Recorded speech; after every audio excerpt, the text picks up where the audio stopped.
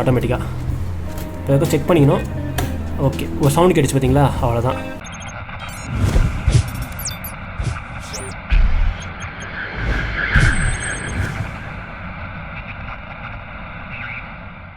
இப்போ பார்த்தீங்கன்னா வந்து என் கம்ப்யூட்டர் வந்து எத்தனை ரேம் இருக்குன்னு காமிக்கிறேன். கம்ப்யூட்டரில் இப்போ வந்து நம்ம வந்து ரேம் அப்கிரேட் பண்ண போகிறோம்.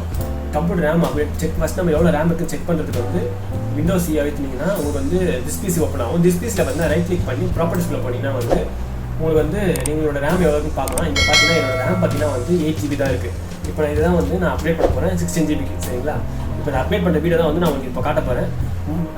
லைக் எப்படின்னா பிஃபோர் அப்கிரேட் வந்து நம்ம எப்படின்னா முதல்ல கம்ப்யூட்டர் வந்து கம்ப்யூட்டர் வந்து ஷட் டவுன் பண்ணிடணும். அதுதான் வந்து நான் இப்போ என்ன பண்ணுறேன், ஃபஸ்ட்டு எல்லாத்தையும் க்ளோஸ் பண்ணிடுறேன். இப்போ வந்து பார்த்தீங்கன்னா கம்ப்யூட்டர் ஷட் டவுன் பண்ணிடுறேன். உங்களுக்கு ஷட் டவுன் பண்ணிடுறேன் நான் இது உங்களுக்கு அது காமிக்கிறேன். ஷட் டவுன் பண்ணியாச்சு. இப்போ ஷட் டவுன் வந்து கொடுத்துட்டேன். நான் ஷட் டவுன் ஆகிட்டு இருக்குது. இப்போ ஷட் டவுன் ஆகிட்டு இருக்குது. அதுக்கப்புறம் பார்த்தீங்கன்னா நான் வந்து யூஸ் பண்ணுறது வந்து என்னோடய யூபிஎஸ். நீங்கள் பார்த்தீங்கன்னா தெரியும் சைடில் இது வரைக்கும் யூபிஎஸ் டப்பா. இப்போ அந்த யூபிஎஸ்ஸும் சேர்த்து ஆஃப் பண்ணணும். ஏன்னா இப்போ இது ஆஃப் ஆகிடுச்சு. இப்போ நம்ம உள்ளே வந்து ஒரு நிமிஷம் இதுக்கு மேலே வந்து கையில் வச்சுக்கிறேன் மொபைலை. அப்போ தான் உங்களுக்கு காட்ட ஈஸியாக இருக்கும். இப்போ நம்ம யூபிஎஸ் வந்து ஃபஸ்ட்டு வந்து உள்ளே வந்து ஃபேன் ஆஃப் ஆகிடுச்சான்னு பார்த்துக்கோம். ஓகே, ஃபேன் எல்லாமே ஆஃப் ஆகிடுச்சு. இப்போ நான் என்ன பண்ண போகிறேன்னா யூபிஎஸ் ஆஃப் பண்ணிடுறேன். யூபிஎஸ் ஆஃப் பண்ணிவிட்டு இப்போ நம்மளுடைய ரேம் எடுக்கணும்.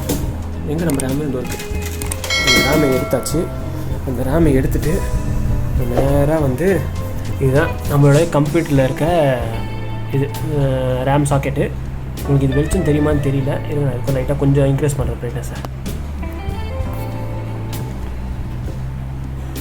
இப்போ உங்களுக்கு வந்து தெரியும் இதுதான் வந்து நம்ம கம்ப்யூட்டரில் இருக்க ஃபர்ஸ்ட்டோடைய இதுக்கு முன்னாடி இருக்க 8 GB ரேமு. இப்போ புதுசாக வந்து 8 GB ரேம் தான் இப்போ நம்ம அப்கிரேட் பண்ண போகிறோம். அது மாதிரி வந்து ஃபஸ்ட் நம்ம வந்து ரேம் சாக்கெட் பார்த்துக்கோங்க. இப்போ வந்து என்னோட இதில் வந்து 4 சாக்கெட் 1 2 3 4 ஓகேங்களா. இப்போ இங்கேருந்து 2ஆவது சாக்கெட்டில் போட்டிங்கன்னா இங்கேருந்து 2ஆவது சாக்கெட்டில் போடணும். இந்த 2 ஒரு பேர், அந்த 2 ஒரு பேர். இப்போ இங்கே போட்டுருனால நான் இங்கே தான் போடாகணும், வேறு எங்கேயும் நான் போடக்கூடாது. இதை கட்டிட்டேன். நம்மளுடைய ஃபஸ்ட் அந்த பார்த்துக்கோங்க. இந்த கோடு இருக்குது பார்த்தீங்களா, இந்த கோடு இருக்குது பார்த்தீங்களா, அந்த கோடு வந்து எங்கே வருது கரெக்டாக இந்த ரேமில் வந்து கோடு எங்கே வருதுன்னு பார்த்துக்கோங்க. ஃபஸ்ட்டு கரெக்டாக இருக்கா, அந்த பேர் கூட பார்த்துக்கோங்க. கிராஸர், இந்த கிராஸர் நேராக இருக்கணும். ஃபஸ்ட்டு வந்து நான் கீழே இந்த பக்கம் நான் கீழே தள்ளிடுறேன். உள்ளே தள்ளிவிட்டு அப்புறம் வந்து மேலே இந்த லாக் நான் ஆல்ரெடி ஓப்பன் பண்ணிட்டேன். இந்த பாருங்க, இந்த லாக் பார்த்தீங்களா, லாக் ஆல்ரெடி ஓப்பன் பண்ணிட்டேன் நான். இப்போ நான் வந்து கீழே ஃபஸ்ட்டு நான் வந்து ஃபஸ்ட்டு கீழே கொஞ்சம் வச்சு நான் தள்ளுறேன். அப்புறம் மேலே வந்து கரெக்டாக அந்த ஹோல்ஸில் வச்சிடணும். ஓகேங்களா, தள்ளிட்டேன். இப்போ கீழே பார்த்தீங்கன்னா நான் அப்படியே ஃபுல்லாக தள்ளிடுறேன். மேலே வந்து நான் ஃபுல்லாக தள்ளுறேன். அந்த லாக் பார்த்தீங்கன்னா அப்படியே லாக் ஆகும். பார்த்தீங்கன்னா இப்போ லாக் ஆகிடுச்சு ஆட்டோமேட்டிக்காக. இப்போ எதுக்கும் செக் பண்ணிக்கணும். ஓகே, ஒரு சவுண்டு கேட்டுச்சு பார்த்தீங்களா, அவ்வளோதான். இதான் பார்த்தீங்கன்னா ரேம் வந்து இன்ஸ்டால் பண்ணி முடிச்சாச்சு. இப்போ நம்மளுடைய பிசி வந்து ஆன் பண்ணால் போதும். அதுதான் இந்த 2 ரேம் போட்டாச்சு. இந்த 2 ரேம் வந்து அப்புறம் நம்ம ஃபியூச்சரில் அப்டேட் பண்ணிக்கலாம். இப்போ நம்ம பார்த்தீங்கன்னா நம்மளுடைய கம்ப்யூட்டரில் வந்து செக் பண்ண போகிறோம். 1 செகண்ட். இப்போ பார்த்தீங்கன்னா கம்ப்யூட்டர் ஆன் பண்ண போகிறேன். இப்போ ஆன் பண்ணிடுறேன்.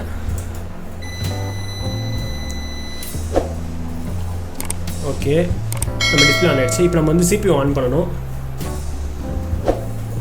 ஓகே கைஸ், ஆன் பண்ண உடனே இப்போ டிஸ்பிளே லைட் எரிய ஆரம்பிக்கும். எங்கேயும் வாட்ச்சு என்னடா இது,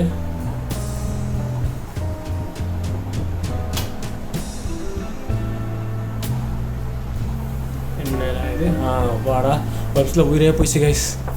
ஆனால் அப்படியே பயந்தே போயிட்டேன். ஏதோ கம்ப்யூட்டர் அன்றைக்கி ரிப்பேர் ஆகும்போது இப்படி தான் இருந்தது.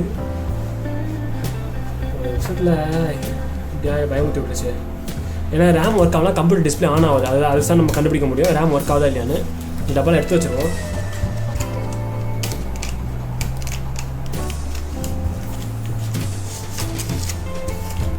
அவ்வளோதான் கைஸ், நம்ம கம்ப்யூட்டர் ஆன் ஆகிடுச்சு. இப்போ வந்து நம்ம செக் பண்ணி பார்ப்போம் எவ்வளோ இருக்குன்னு, எவ்வளோ ஜிபி ஸ்டோரேஜ் ரேம் இருக்குன்னு பார்ப்போம். நம்ம யூஸ் பண்ணுறது SSD, அதனால் வந்து கம்ப்யூட்டர் வந்து சீக்கிரமாகவே பூட் ஆகிடும். எப்பயுமே நம்ம SSD யூஸ் பண்ணுற ஒரே காரணத்தினால. அதுமாதிரி போர்டு நல்ல போர்டு. நான் யூஸ் பண்ணுற ப்ராசஸர் நல்ல ப்ராசஸர். i7 ஏதாவது டுபாகூர் ப்ராசஸ்ன்னு சொல்லுவானா, சொல்லுங்கள். ஓகே கைஸ், இப்போ பார்த்தா கம்ப்யூட்டர் டர்ன் ஆகிடுச்சு. இப்போ நம்மளுடைய கம்ப்யூட்டரில் வந்து ரேம் எவ்வளோ இருக்குன்னு செக் பண்ணி பார்ப்போமா. ப்ராப்பர்ட்டிஸில் போனால் 16 GB தாறு மாதிரி தக்காளி சோறு. இப்போ பார்த்தீங்கன்னா நம்ம கம்ப்யூட்டர் பார்த்தீங்கன்னா 16 GB ரேம் இருக்குது. வேறு லெவலில். சப்போஸ் நீங்கள் இன்னொரு வெரிஃபிகேஷன் பண்ணால் கூட நீங்கள் டாஸ்க் மேனேஜரில் போய் கூட நீங்கள் வெரிஃபை பண்ணிக்கலாம். டாஸ்க் மேனேஜரில் போய்ட்டு பெர்ஃபார்மன்ஸில் போய்ட்டு இவங்களோட ரேம் பார்த்தீங்கன்னா இங்கே பார்த்தா தெரியும். நான் இதை தான் கண்டுபிடிச்சேன். என் கம்ப்யூட்டர் எப்போ ரிப்பேர் ஆச்சுன்னா இதை தான் கண்டுபிடிச்சேன். நான் ரேம் பார்த்தீங்கன்னா இங்கே வந்து எனக்கு 8 GB காமிச்சு. அப்போ தான் நான் கண்டுபிடிச்சேன். இப்போ பார்த்தா 16 GB. இப்போ இனிமேல் பூந்து வேலை நான் கேம்லாம் வேறு லெவலில் இப்போ பண்ணலாம். அது நம்ம கம்ப்யூட்டர் பார்த்தா பப்ஜிலாம் எடுத்து வச்சுக்கோம். ஆனால் நம்ம நீங்கள் சொன்னீங்கன்னா வேணால் ஆடி காமிக்கலாம். நான் வந்து பிளேயர் கிடையாது. ஃபோனில் நல்லா காட்டியிருக்கேன். கம்ப்யூட்டர் அந்த ப்ளே பண்ண தெரியாது.